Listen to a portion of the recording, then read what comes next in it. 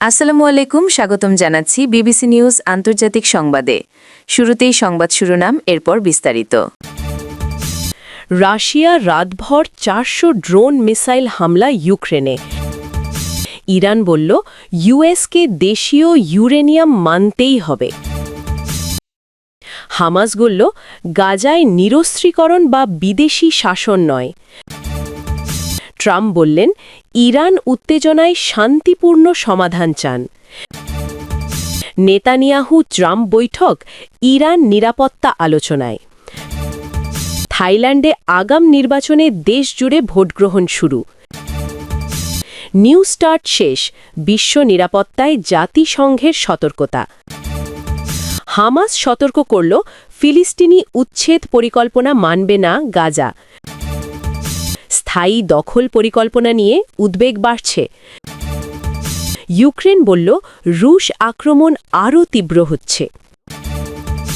আপনি যদি ইসরায়েলি আগ্রাসনের অবসান চান এবং গাজার মানুষের শান্তি কামনা করেন, তাহলে আমাদের চ্যানেলটি সাবস্ক্রাইব করে আমাদের পাশেই থাকুন। আমরা গাজার সর্বশেষ ও গুরুত্বপূর্ণ সব খবর আপনাদের সামনে নিয়মিতভাবে তুলে ধরব। অবশ্যই কমেন্টে আপনার মূল্যবান মতামত জানান। আপনাদের মতামত আমরা অত্যন্ত গুরুত্বের সঙ্গে বিবেচনা করি। রাশিয়ার রাতভর ব্যাপক ড্রোন ও মিসাইল হামলায় ইউক্রেনের বিভিন্ন সামরিক ও জ্বালানি স্থাপনার লক্ষ্যবস্তুতে পরিণত হয়েছে বলে ইউক্রেনীয় সামরিক কর্তৃপক্ষ জানিয়েছে। হামলাগুলো একাধিক দিক থেকে পরিচালিত হয়েছে এবং এতে আকাশ প্রতিরক্ষা ইউনিটগুলো দীর্ঘ সময় সক্রিয় ছিল বলে কর্মকর্তারা নিশ্চিত করেছেন। স্থানীয় প্রশাসনের পক্ষ থেকে জানানো হয়েছে, হামলার ফলে বিভিন্ন অঞ্চলে বিদ্যুৎ সরবরাহ সাময়িকভাবে বিঘ্নিত হয় এবং জরুরি উদ্ধার ইউনিটগুলো দ্রুত ক্ষতিগ্রস্ত এলাকাগুলোতে মোতায়েন করা হয়। ইউক্রেনীয় কর্তৃপক্ষ বলছে, সাম্প্রতিক সময়ের মধ্যে এটি অন্যতম বড় সমন্বিত আকাশ হামলা, যা যুদ্ধক্ষেত্রে চাপ বাড়ানোর উদ্দেশ্যে পরিচালিত হয়েছে বলে ধারণা করা হচ্ছে। ইরান জানিয়েছে, যুক্তরাষ্ট্রের সঙ্গে চলমান উত্তেজনা ও পারমাণবিক আলোচনার প্রেক্ষাপটে দেশীয়ভাবে ইউরেনিয়াম সমৃদ্ধ করার অধিকার আন্তর্জাতিকভাবে স্বীকৃত হওয়া উচিত। তেহরান বলেছে, তাদের পারমাণবিক কর্মসূচি বেসামরিক উদ্দেশ্যেই পরিচালিত হচ্ছে এবং এটি আন্তর্জাতিক আইন ও পারমাণবিক চুক্তির আওতায় বৈধ বলে তারা দাবি করছে। ইরানি কর্মকর্তারা আরও জানিয়েছেন, যে কোনো নতুন সমঝোতা বা আলোচনায় দেশীয় প্রযুক্তি ও সমৃদ্ধকরণ সক্ষমতা অক্ষুণ্ণ রাখা তাদের জন্য একটি মূল শর্ত হিসেবে বিবেচিত হবে। ওয়াশিংটনের সঙ্গে চলমান যোগাযোগে এই বিষয়টি প্রধান আলোচ্য হিসেবে উঠে এসেছে বলে কূটনৈতিক সূত্র জানিয়েছে। হামাস ঘোষণা করেছে, গাজা ভূখণ্ডে নিরস্ত্রীকরণ বা বিদেশি প্রশাসন চাপিয়ে দেওয়ার যে কোনো প্রস্তাব তারা প্রত্যাখ্যান করবে। সংগঠনটি বলেছে, গাজার রাজনৈতিক ও নিরাপত্তা নিয়ন্ত্রণ স্থানীয় ফিলিস্তিনি কাঠামোর মধ্যেই থাকতে হবে এবং বাহ্যিক সামরিক বা প্রশাসনিক কাঠামো চাপিয়ে দেওয়া হলে তা গ্রহণযোগ্য হবে না। গাজার চলমান সংঘাত ও যুদ্ধবিরতির আলোচনার প্রেক্ষাপটে এই অবস্থান স্পষ্ট করা হয়েছে বলে জানা গেছে। হামাস নেতৃত্ব বলছে, গাজার ভবিষ্যৎ বিষয়ে যে কোনো সিদ্ধান্ত স্থানীয় জনগণের অধিকার ও রাজনৈতিক কাঠামোর মধ্য দিয়েই নির্ধারিত হওয়া উচিত। ডোনাল্ড ট্রাম্প জানিয়েছেন, ইরানকে ঘিরে চলমান উত্তেজনা পরিস্থিতিতে তিনি শান্তিপূর্ণ সমাধানের পথ খুঁজতে আগ্রহী। তিনি বলেছেন, সংঘাত বা সামরিক উত্তেজনা দীর্ঘমেয়াদে আঞ্চলিক স্থিতিশীলতার জন্য ঝুঁকি তৈরি করতে পারে এবং আলোচনার মাধ্যমে সমাধান খোঁজা প্রয়োজন।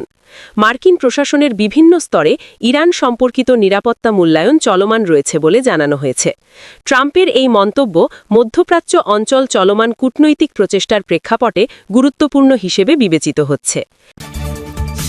ইসরায়েলের প্রধানমন্ত্রী নেতানিয়াহু ও ডোনাল্ড ট্রাম্পের বৈঠকে ইরান সংশ্লিষ্ট নিরাপত্তা ইস্যু প্রধান আলোচ্য হিসেবে উঠে এসেছে বলে কূটনৈতিক সূত্র জানিয়েছে।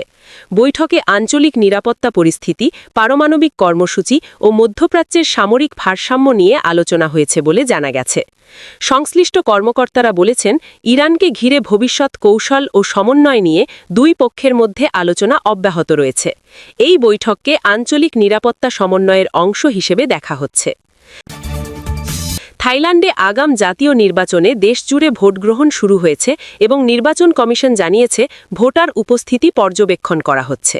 বিভিন্ন প্রদেশে নিরাপত্তা জোরদার করা হয়েছে এবং নির্বাচন প্রক্রিয়া নির্বিঘ্ন রাখতে আইন শৃঙ্খলা বাহিনী মোতায়েন রয়েছে।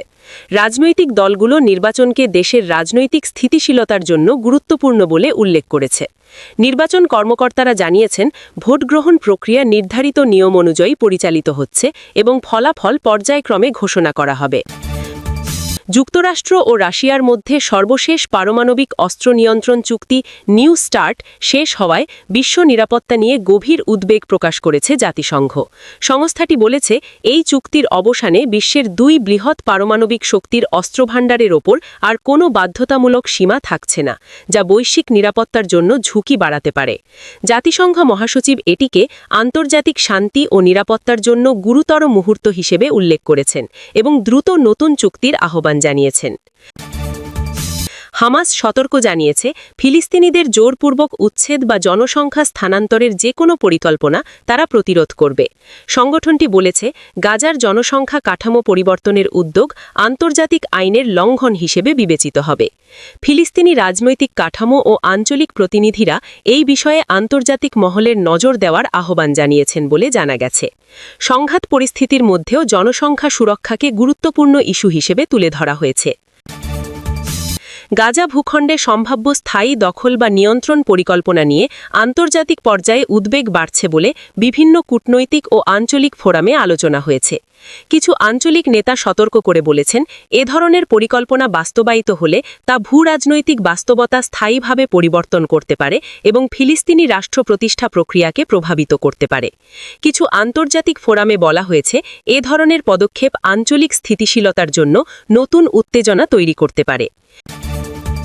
ইউক্রেন জানিয়েছে, রাশিয়ার সামরিক আক্রমণ সাম্প্রতিক সময়ে আরও তীব্র হয়েছে এবং বিভিন্ন ফ্রন্টলাইনে চাপ বৃদ্ধি পেয়েছে। সামরিক কর্মকর্তারা জানিয়েছেন, রাশিয়া নতুন কৌশল ব্যবহার করে আক্রমণের তীব্রতা বাড়িয়েছে এবং আকাশ ও স্থল উভয় দিক থেকেই হামলার মাত্রা বৃদ্ধি পেয়েছে। ইউক্রেনীয় প্রতিরক্ষা বাহিনী বলছে, তারা প্রতিরোধ জোরদার করছে এবং গুরুত্বপূর্ণ অবস্থানগুলো রক্ষায় অতিরিক্ত বাহিনী মোতায়েন করা হয়েছে। যুদ্ধক্ষেত্রে পরিস্থিতি এখনও অত্যন্ত অস্থিতিশীল রয়েছে বলে কর্মকর্তারা জানিয়েছেন।